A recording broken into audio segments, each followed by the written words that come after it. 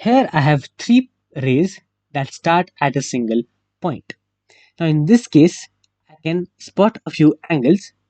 This is the first angle and this is the second angle. So here two angles are being formed simultaneously. Of course, I can spot a third angle between the purple and the blue ray, but for this moment, let us just ignore this one. So I have two angles next to each other. So these two are adjacent to each other, and therefore such angles are known as adjacent angles. Pretty simple. Now let us look at two special cases of adjacent angles. These two cases. Here I have this and this angle as two adjacent angles, and in this picture I have these two angles that are adjacent to each other, right? Now in this case I can see that the purple and the blue ray together form a right angle, right? You can see this right angle being formed between these two rays. In other words, these two adjacent angles together form a right angle. Now, in such cases where two adjacent angles together form a right angle or 90 degrees, the two adjacent angles are known as complementary angles. On the other hand, here I can see that the purple and the blue ray together form a straight angle, right? They form a straight line, 180 degrees. Now, in such cases where two adjacent angles together form a straight angle or together equal 180 degrees, the two adjacent angles are known as supplementary angles. Pretty simple. Another word for supplementary angles is a linear pair of angles.